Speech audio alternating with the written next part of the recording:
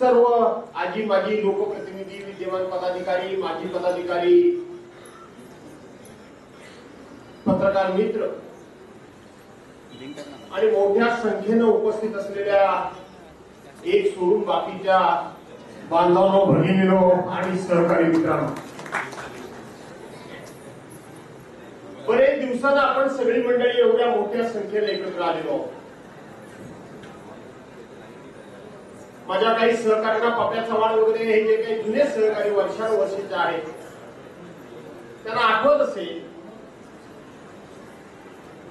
की या तालुक्याचा मी ज्यावेळेला तालुका प्रमुख होतो त्यावेळेला सर्वसाधारणपणे तालुक्यातली संघटना किमान महिन्यातून एकदा आम्ही एकत्रितपणे जमत असतो. एका बलाढ्य सत्ताधारी पक्षाच्या विरोधात लढा द्यायचा होता,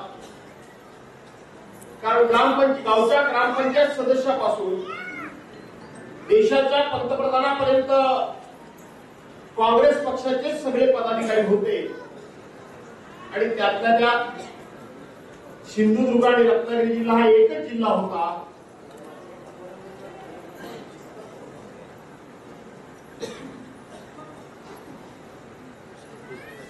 त्या सगळ्या दोन्ही जिल्ह्याचे मिळून सगळ्यात महत्वाचे पदाधिकारी हे आपल्या चिपळूण तालुक्यामध्ये होते.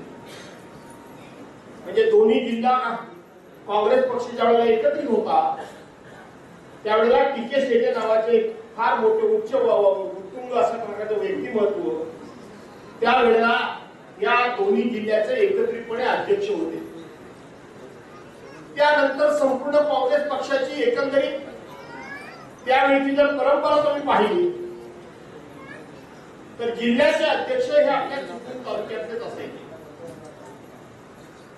खासदार जर तुम्ही बघितले तर जवळजवळ बहुतांशी खासदार हे आपल्या चिपळूण तालुक्यातूनच झाले. अशा प्रकारच्या एका बलाढ्य पक्षाबरोबर त्या काळामध्ये शिवसेनेचं अस्तित्व निर्माण करणं, शिवसेना उभी करणं, शिवसेना तर होती परंतु त्या शिवसेनेला प्रत्येक क्षेत्रामध्ये सत्तास्थानी घेऊन जाणं हे एक तालुका प्रमुख म्हणून माझ्यासमोर खूप मोठा आव्हान होतं, माझी खूप मोठी जबाबदारी होती आणि ती जबाबदारी पाडायची असेल तर छत्रपती शिवाजी महाराजांच्या शिवनीतीप्रमाणे आपले लोक हे सर्वांना तरबेज करायला हवे, हे सर्वांना जाणकार करायला हवे. लढायची असेल तर आपली ताकद कमी आहे, यश मिळवायचं असेल तर बुद्धी चातुर्य वापरलं पाहिजे, यश मिळवायचं असेल तर खूप मोठ्या प्रमाणामध्ये व्यवस्थितपणे डावपेच आखले पाहिजेत आणि ते डावपेच यशस्वी केले पाहिजे आणि त्याचं मार्गदर्शन हे आपल्या सहकार्यांना असलं पाहिजे. अशा प्रकारचा एक विचार मला वाटतं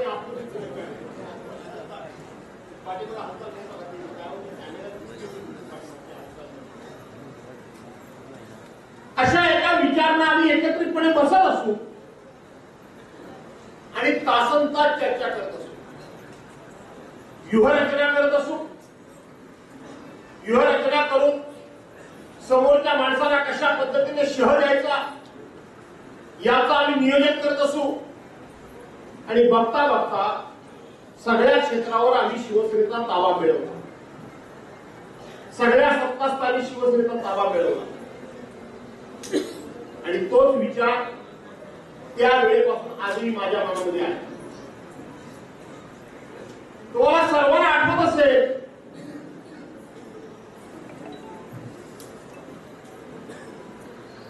की मी केवळ माझी निवडणूक बघत नाही, किंबहुना माझ्या निवडणुकीची काळजी मी कमी करतो आणि जे सहकारी आपल्याला मदत करतात, आपल्याला निवडून आणतात त्यांची निवडणूक ज्या वेळेला येते त्या वेळेला ती निवडणूक जिंकण्याकरता मी माझं पद बघत नाही, मी माझी पोझिशन बघत नाही, ती समोरच्या माणसाची निवडणूक कुठली आहे याचा मी विचार करत नाही. केवळ जिल्हा परिषद, पंचायत समिती, नगरपालिका नाही सुरेश साळवी कदाचित तिथे रामपूरचे आले नसतील, पप्या इथे आहे, त्यांच्या पायाच्या दुखण्यामुळे कदाचित ते आले नसतील. आले, त्यांना विचारा. त्यांची एक पोटनिवडणूक होती ग्रामपंचायतीची. मी पालकमंत्री होतो आणि पोटनिवडणुकीकरता मी प्रचारला गेलो. माझ्यामुळे खूप मोठी टीका झाली. काय पालकमंत्री ग्रामपंचायतीच्या पोटनिवडणुकीकरता प्रचार लावला? प्रश्न ग्रामपंचायत निवडणूक कुठली हा नव्हता, तर जो कोणी पोटनिवडणुकीला उभा राहणारा माझा सहकारी होता त्याने मी आमदार व्हावं म्हणून सुद्धा त्यांनी खासदार खाल्लेले आहे. त्यामुळे त्यालाच पाठवून जाणं माझी जबाबदारी आहे. अशा पद्धतीने आपण सातत्याने आपल्या सहकार्यांच्या पाठीमागे कायम उभा राहिलो आणि प्रत्येक ठिकाणी या ठिकाणी संघर्ष सुद्धा खूप मोठ्या प्रमाणामध्ये अंगावर घ्यावे लागले. आणि या संघर्षामध्ये मगाशी विक्रांती सांगितल्याप्रमाणे पप्या वगैरे बाकीच्या सगळ्यांच्या भावना तेच आहेत. मी माझ्या सहकार्यांना कधी पुढे करून मी फक्त मागे उभा राहत नाही. त्या वेळेपासून आजपर्यंत ज्या ज्या वेळेला संघर्ष करायची वेळ येते त्या भास्कर जाऊ स्वतः मैदानामध्ये उभा असतो. स्वतः भाड्याचे तत्व म्हणून कधी लढत नाही, स्वतः उभा असतो. कधीही आपण मागे राहत नाही, आपल्या कुटुंबियांना मागे ठेवत नाही. माझे भाऊ बंद हे सगळे पुढे असतात, कधीही माझ्यासाठी मागे नसतात. आणि त्याचं चित्र तुम्ही सर्वांनी बघितलं, परवा बघितलं की नाही बघितलं? होतो ना मी रस्त्यावर उभा, होतं ना माझी तुझी मुलं बाळा कुठले रस्त्यावर उभे, माझे भाचे बीचे जावई बिवळी सगळे होते ना, का तुम्हाला आम्ही पुढे करायला काय सांगितलं होतं? मग एवढं सगळं झाल्यानंतर आता मेळावा हा कशा करताय? विक्रांतने अतिशय उत्तम प्रकारचं त्या ठिकाणी विवेचन केलं. खरंच माझे डोळे भरून आले, एकदम सद्गदित झालो. मला खरं सांगायला गेलं तर विक्रांत हुंके आवडत नव्हते, पण मी स्वतःला आवडलो. मी आवडलो. याच्यामध्ये आपल्या बापाबद्दल कोण काय बोलतोय त्याच्याकरता तर उभं राहायचंच, पण ते राहत असताना तू तुझ्या भाषेचा दर्जा सुद्धा जराही खालावू दिलाच नाही, जो तुझ्या बापाने कधी घालवला नाही. मित्रांनो, मी आक्रमक भाषण करतो, मी आक्रमक भाषण करतो. सगळे मला थोडासा रागीट समजतात, जहाल समजतात. माझ्या 40 वर्षाच्या राजकीय जीवनामध्ये माझ्या प्रतिस्पर्ध्याबद्दल, माझ्या विरोधकाबद्दल, विरोधी पक्षातल्या कुठल्याही लेकी बाळींबद्दल, सुनांबद्दल, आई बहिणीबद्दल कधीही कोणाच्या मुलाबळाबद्दल व्यक्तिगत पातळीवर जाऊन असला त्या भाषेचा शब्द प्रयोग मी कधी केला हे कोणी सांगू शकणार नाही. कोणी सांगू शकणार नाही की भास्कर जाधवने कोणाच्या तरी लेकी बाळींबद्दल, सुनांबद्दल, बहिणींबद्दल अपशब्द वापरले असं कधीही कोणी सांगू शकणार नाही. जरूर माझी भाषा आक्रमक आहे, पण त्या आक्रमकतेमध्ये सुद्धा माझ्या भाषेमध्ये कायम सभ्यता आहे, लक्षात ठेवा. जरूर माझे शब्द एखाद्याच्या वर्णी बसतात आणि ते बसायला पाहिजे की नाही बसायला पाहिजे, पण ते बसत असताना कधीही कोणत्या शब्दाचा दर्जा कधी मी खालावून दिला नाही. आणि विक्रांत, मनामध्ये राग असताना तू सुद्धा तो शब्द या ठिकाणी ती पराधा राखली, त्याबद्दल मुलगा म्हणून तुला मी जाहीरपणे कौतुक करतो. मित्रांनो, काय झालं काय थोडासा संभ्रम निर्माण केला गेलाय. फार वेगवेगळ्या चर्चा सुरू आहेत, म्हणून काही गोष्टीचा खुलासा करणं अत्यंत महत्वाचं आहे. काय या भानगड्यांनी कोणाच्या जीवावर केल्या आणि आमच्या जीवावरच केल्या. कोणतरी आमच्या मदतीला धावून येईल, कोणतरी आम्हाला पाठिंबा देईल आणि मग आपण ते सगळं करायचं, हे काय ठरलेलं काहीच नव्हतं. किंवा याच्यामध्ये व्यक्तिगत आमचं कोणाशीही भांडण नव्हतं. परंतु गेले 1.5-2 वर्ष ज्या पद्धतीनं आपले पक्षप्रमुख या पक्षप्रमुखांबद्दल, त्यांच्या कुटुंबियांबद्दल ज्या घाणेरड्या शब्दामध्ये सातत्यानं बोललं जात आहे, हे तुम्हाला मान्य आहे? याचा प्रतिकार करायचा नाही? याला त्या शब्द तर कधी कधी उत्तर द्यायचं नाही, दिलं पाहिजे का नाही दिलं पाहिजे? काय लागतं बाहेर बॅनर? बॅनर लागतात टाईवर आला आहे, चुकीला माफी नाही, बदला घेतला नाही, हिशेब चुकता केला नाही, वगैरे वगैरे वगैरे अशा प्रकारचे बॅनर लागतात. कोणाच्या बॅनर लागतात? राष्ट्रीय पक्षाचे, एका राष्ट्रीय पक्षाचे, भारतीय जनता पार्टीचे, ज्या विश्वगुरु म्हणून त्यांच्या पक्षाचे समजतात, त्या विश्वगुरूंचा फोटो, त्यांची निशाणी, त्यांच्या पक्षाचे अधिकृत पदाधिकारी अशा प्रकारच्या ज्या वेळेला फोटो लावतात, अशा प्रकारचे आव्हान देतात, जिकडे तिकडे प्रसिद्धी करतात, पिझर प्रसिद्ध करतात, त्यावेळेला भास्कर जाधवच्या पाठीमाग 40 वर्षाची पुण्याई उभी राहिल्याशिवाय राहणार नाही. ती उभी राहिली परवानच्यांची पुण्याई पाठीमाग. त्याबद्दल योग्य ठिकाणी मी बोलेन. आता माझा तो विषय नाही. माझा विषय एवढाच आहे की थोडस घरभेदी, जे घरभेदी आहेत ना, त्यांनी थोडा संभ्रम निर्माण केला. काही ठिकाणी बोलले, ते म्हणाले काय करा गरज होती, त्या सिंधुदुर्गात जाऊन भास्कर जाधवनी बोलायची, ते बोलले. आता मी भाषा कुठली वापरली, त्यांच्यासारखी भाषा मी वापरली. ते बोलले, ते आता इकडे येऊन बोलले, आता भांडणं झाली, आता ह्यांचा खर्च खर्च कोणी करायचा, म्हणजे हा घरात, आणि ह्याला काळजी नेली खर्चाची, हा खर्च कोणी करायचा. अरे वा, तुला कोण गेला तुझ्याकडे स्वतःचा विचार, हा कोण गेला कोण, आणि जे रस्त्यावर उतरले त्यांचा विश्वास माझ्यावर आहे, तुझ्यावर नाही आहे.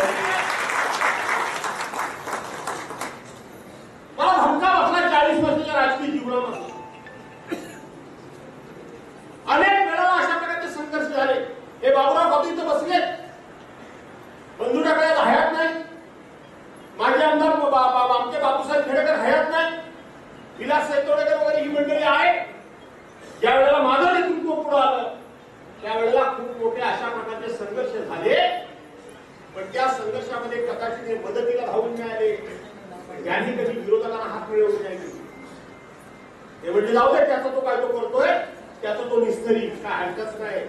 पण या वेळेला लक्षात ठेवा, उशाजवळ साप घेऊन झोप कधी येत नाही.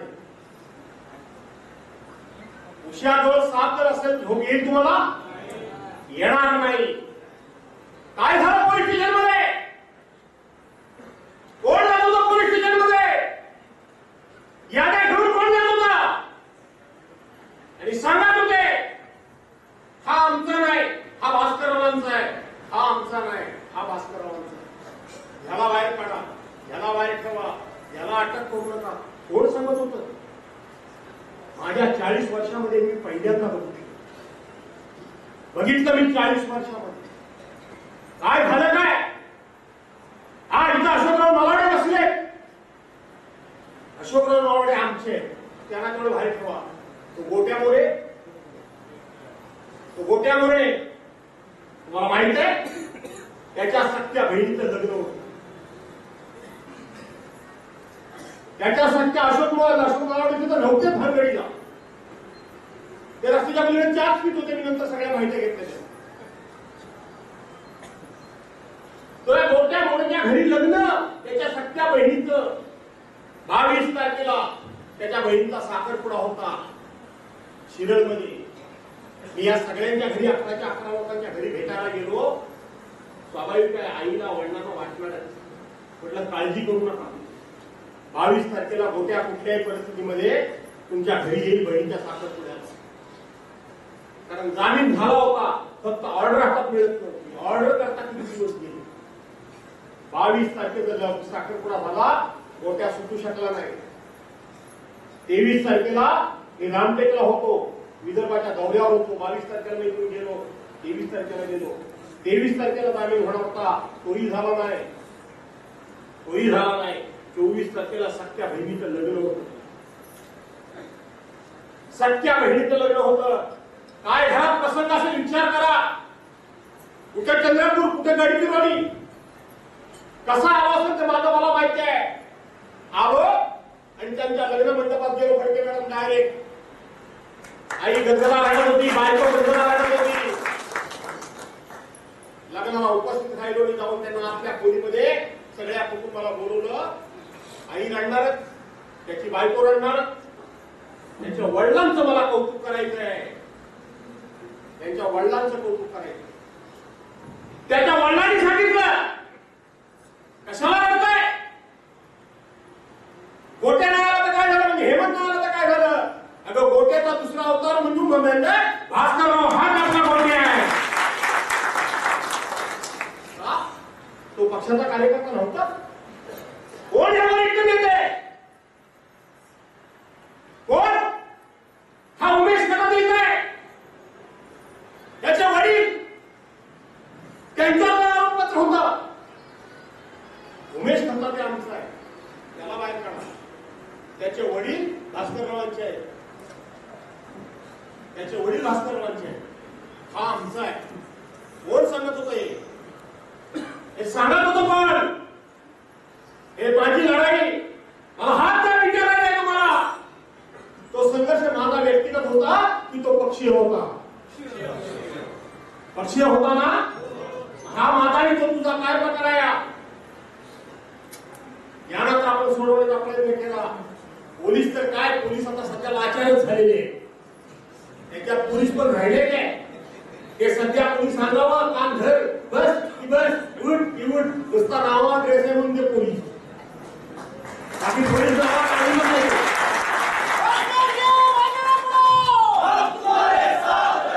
पोलीस नावा काही मत आहे. तो त्यांच्या बायकांबद्दल पुढारी बोलतायत, त्याचा त्यांना राग येत नाही. बघितलं तर टीव्हीवर तो आपल्याबद्दल काय येणार. ज्या दिवशी हा संघर्ष झाला त्या दिवशी वास्तविक आपण त्याचं सगळं संपवलं होतं की चला त्या पुढे त्या प्रत्येकाने घरोघर जा, चहा पाणी पिया आपण दिलं, नाश्ता पाणी दिलं. सगळे लोक चांगले होते. चांगले होते की नाही चांगले होते. आणि तर ह्या घटनेला जबाबदार पोलीस आहेत. मी त्यांना सांगितलं की त्यांचं सत्कार झालाय, त्यांना गाडीत घालून भरा आणि घेऊन जा. वरून सारखे फोन येत होते, वरून सारखे फोन येत होते. आणि हे सगळं झाल्यानंतर ऍडिशनल एसपी आली आणि पोलीस आमच्या लोकांना घराघरात जायला लागले. ज्याला काही लोक साक्षीदार आहेत त्याला इथं फैसला काम दिले वगैरे काही लोक आहेत साक्षीदार. अंकुश कपडे काढले होते तसेच कपडे पुन्हा चढवले आणि सरळ पोलीस स्टेशन मध्ये गेलो. सरळ पोलीस स्टेशन मध्ये गेलो, सांगितलं की या सगळ्या भानगडीत तुम्हाला जर कोणाला अटक करायची असेल तर माझ्या लोकांना हात लावायचा नाही, मला अटक करा, मी स्वतःला तयार आहे. हे सांगणारा मी कुठं. हा आमचा नाही, तो आमचा नाही सांगणार. काय चाललंय काय. पहिल्यांदा अटकपूर्व जामीन आपण घेतला तो पक्षाच्या पदाधिकाऱ्याला घेतला, माझ्या मुलाबाळांचा नाही घेतला. तुम्ही पण लक्षात ठेवा, कोणाचं नेतृत्व स्वीकारायचं, कोणाच्या पाठीवर उभं राहायचं. मी तर काय आता शेवटी माझं शेवटी वय इतकं बघितल्यानंतर मी किती काळ तुम्हाला सहकार्य करू मला माहित नाही. आहे अजून मजबूत आहे ना. लक्षात ठेवा तुमच्या आयुष्यामध्ये तरुण पिढीला उपयोगी येईल.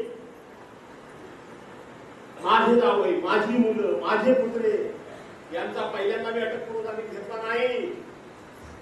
मला शक्य होतं ना. मी पहिल्यांदा अटकपूर्व जामीन घेतला तो पक्षाच्या पदाधिकाऱ्यांना घेतला. का तो पक्षाच्या पदाधिकाऱ्यांना अटक केलं तर पक्षाचं नाव बदनाम होईल म्हणून पहिल्यांदा मी पक्षाच्या विभ्रतीकरता पहिल्यांदा लढलो. आणि त्यातल्या काही पदाधिकाऱ्यांचा आपण जामीन घेतला. ते पदाधिकारी सांगायला लागले आम्हाला, धक्क्यावर धक्के बसत होते मला.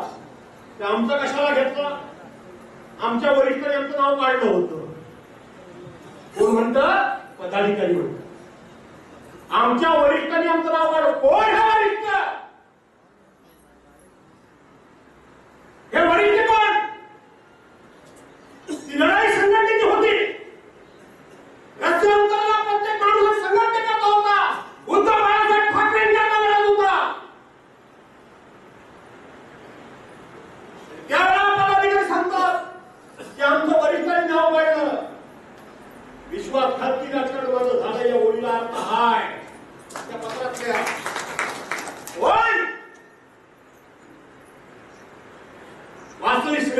संघटनेचे कार्यकर्ते आपले नाही. आणि एवढ्या करून या सगळ्याचा पुढारी मी होतो. कोणाला काढायचं नाही, कोणाला काढायचं नाही हे मला विचारायला नको. मला विचारलं पाहिजे, माझ्याकडे चर्चा झाली पाहिजे.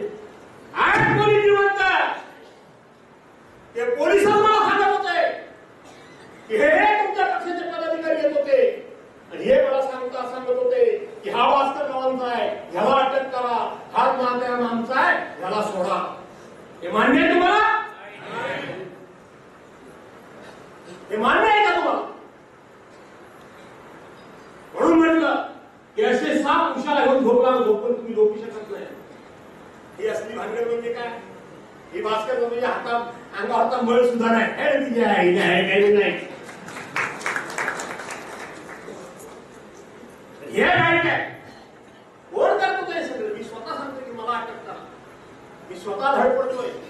सगळ्यांचा पहिल्यांदा अटक करून आम्ही घेतले आणि मग माझ्या मी मुलांसाठी सगळ्यांनी अटक करून आम्ही घेतली. अगोदर काय घेतलं माझे मी? काय नवीन काय? अशा पद्धतीच्या अफवा महाराष्ट्रामध्ये आज जाणीवपूर्वक विरोधी पक्षाचे लोक पण पसरवत आहेत आणि सत्ताधारी आमच्या जवळच्या पण पसरवत आहेत. ते काय नाही हो, त्या भास्कररावांना ना उद्या काहीतरी मिळालं पाहिजे म्हणून ते संघर्ष करतात. मला मिळालं पाहिजे म्हणून संघर्ष करतोय. मला त्याचाही आज खुलासा होणं गरजेचं आहे. तुम्हाला काय वाटतं? उद्या उद्धव साहेबांची सत्ता येणार आहे का नाही येणार आहे? नक्की ना? तुम्हाला काय वाटतं ते मला काही मिळेल?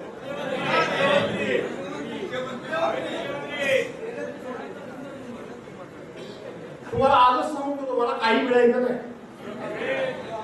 मी आजच सांगतो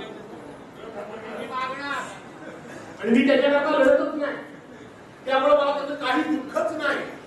कारण ज्याची अपेक्षा मी केली नाही ते मला मिळणार नाही तर दुःख नाही मला वाटणार आहे. मला असं वाटतं त्यावेळेला मग अशी चर्चा होती भास्कर बरोबर आक्रमण जास्तच आहे, तो रागीट आहे भयंकर. तसं नाही, जरा सगळ्यांशी संबंध चांगले ठेवणारा माणूस असायला पाहिजे, जरा गोड बोलणारा असायला पाहिजे.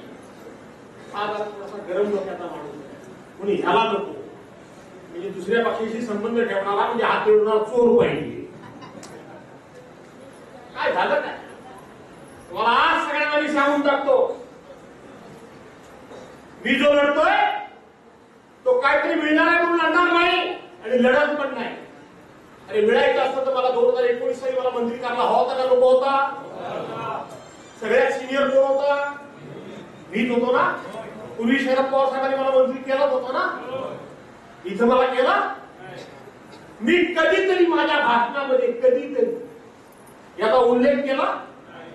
सांगा जरा, एकाला कुणी पण सांगा की मला केलं नाही वगैरे असं. एकदा फक्त ज्या दिवशी मंत्रिमंडळाचा विस्तार झाला त्या दिवशी G24 तासात फक्त मी एकदाच एकच वाक्य बोललो ते मला चांगलं आठवतंय की माझा हक्क होता, मला मिळायला पाहिजे आणि मिळणार माझा हक्क होता. परंतु माझ्यावर अन्याय शब्द मी वापरला नाही, तुम्ही बोलतो त्याच्यावर त्यांनी पुढचा प्रश्न विचारला की तुम्ही नाराज आहात काय? मी व्यक्तींची ती नाराज नाही, हा विषय आजपासून मी सोडून टाकला. थोडा वेळ तुमचा घेऊ ना.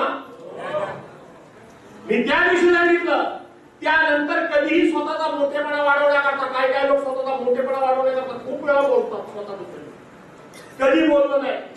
त्याच्यानंतर उद्धव साहेब मुख्यमंत्री असताना हे भाजपवाले सकाळ संध्याकाळ अटॅक करत होते त्यांच्यावर, करत होते. माहिती आहे का तुम्हाला? त्यावेळेला ज्यांना मंत्रीपद दिली त्यातले 3 जणांनी तोंड उघडली होती. हो, आज जे उद्धव साहेबांवर बोलतात त्यांनी तोंड उघडली होती. मी गप्प होतो, मला मंत्रीपद मिळालं नाही म्हणून जाऊ दे बोलते, मला काय करायचं असं मी कधी केलं? मीच पण लढत होतो का नव्हतो लढत होतो? दुसरा किस्सा तुम्हाला मी सांगतो. ज्या वेळेला पक्ष फुटला त्यावेळेला गटनेता बदलायच्या वेळेला, कारण एकनाथ शिंदे गटनेते होते, दादा गटनेता कोणाला करायला होतं? मनापासून सांगा, कोणाला करायला होतं? विधानसभेमध्ये आज कोणाचा आवाज आहे? पक्षानं मला गटनेता केलं नाही, पक्षानं मला गटनेता केलं नाही. पण गटनेता केलं नाही म्हणून मी कधी भाष्य केलं, कधी तोंड उघडलं, कधी नाराजी व्यक्त केली, कधी सभागृहामध्ये संघर्ष करण्यात थांबवला? थांबवला काय संघर्ष करायचा? त्यांच्या विरोधात बोलायचं थांबवलं? मला केलं नाही. तिसरी गोष्ट मला आज सांगतो, विक्रांत खूप चांगला उत्तर दिलंस. खरं तर त्यात असलेल्या लोकांना उत्तर द्यायची काही गरज नाही, पण तो माझी बॅग भरत होता. मी एकनाथ शिंदेकडे जायला होतो तेव्हा माझे कपडे बिकडे तोच भरत होता, इस्त्री बिस्त्री वगैरे तोच करत होता. अचानकपणे जायचं होतं ना, पडून जायचं होतं ना, लपून जायचं होतं ना, त्यामुळे तयारी नव्हती. त्यामुळे माझे कपडे त्याला इस्त्री कर, बूट पॉलिश कर, कुठं काय करतो करत होता त्यावेळेला. त्याचा किस्सा सांगतो तुला. 20 तारखेला मतदान झालं. 20 तारखेला मी रेल्वेतून इथं आलो. 21 तारखेला हे सगळे गुवाहाटीला काय गेला, सुरतला गेले, गोवाला गेले, किशोर मी इथंच होतो. त्या दिवशी आपली मिटिंग होती, इथंच होतो. आणि मला उद्धव साहेबांचा फोन आला आपल्या कार्यालयाच्या समोर, तुम्हाला ताबडतोब मुंबईला यायला पाहिजे. मी मुंबईला गेलो, ट्रेन नव्हती. एक ट्रेन दिल्लीला जाणारी कुठेतरी लेट झाली होती, 4-4.5 तास, ती आपल्याला मिळाली. तुम्हाला माहित आहे काय लोकांना. मी गेलो. खरं तर पनवेलवरनं डायरेक्ट आम्हाला तिकडे घ्यायची वास्तविक ट्रॅफिक मोकळं ठेवायला पाहिजे होतं, ते ठेवलं नाही. वेळ झाला आणि उद्धव साहेबांच्या वर्षामागल्यावर बैठक झालेली होती. मी हे कधी माझे स्वतःचे किस्से मी कधी बाकीच्यांसारखे सांगत नाही. त्याने उद्धव साहेबांच्या निष्ठेने कसे आहोत, आमच्यावर काय काय होतंय, हे कधीच मी सांगत. आज सांगण्याची वेळ आली आहे. मी गेलो वर्षामागल्यावर, त्यावेळेला जवळजवळ सगळी बैठक बसलेली होती, झाली संपन्न आली होती. सगळे 18चे 18 खासदार उपस्थित होते. पहिल्या टप्प्यातले 17-18 आमदार फक्त गेले होते. बाकी सगळे आमदार तिथे उपस्थित होते. बाकी सगळे आमदार उपस्थित होते. तिथे हे बॅग भरणारे पण आमदार उपस्थित होते. माझी रात्री बॅग भरायला होती, तेव्हा होती भरायची बॅग भरणारे. ते लक्षात आलं तुमच्याकडे नाही? ते पण माझी बॅग भरणार म्हणजे तेव्हा काय भरायचं ठरलं नव्हतं, त्यामुळे इस्त्री बिस्त्री काय करायची नव्हती. मिटिंगला होती, ते होते. सगळ्यांचं मी ऐकून घेतलं, सगळ्यांचं. मी शांतपणे बसलो होतो. तुम्हाला अभिमान वाटेल मी पुढचं वाक्य सांगितलं, आणि तो वाटायलाच हवा. ज्याला खऱ्या अर्थानं स्वाभिमान काय तो कळतो, निष्ठा काय ती कळते, प्रक्षेपण काय ते कळतं, आणि ज्यांना खऱ्या अर्थानं भास्कर जो काय तो माहिती आहे, त्यांना अभिमान वाटेल असं पुढचं वाक्य सांगतो मी तुम्हाला. सगळ्यांचं ऐकून घेतलं, मी काही बोललो नाही. आणि त्यांचा आग्रह होता की आपण बीजेपीकडे जाऊ, अमुक करू तमुक करू. त्यांना ते काय बोलत ते बोलत होते. ह्या एकट्या भास्कररावजींनी सुद्धा सांगितलं, उद्धव साहेब तुम्ही पक्षाचे पक्षप्रमुख आहात, तुम्ही आमचे नेते आहात,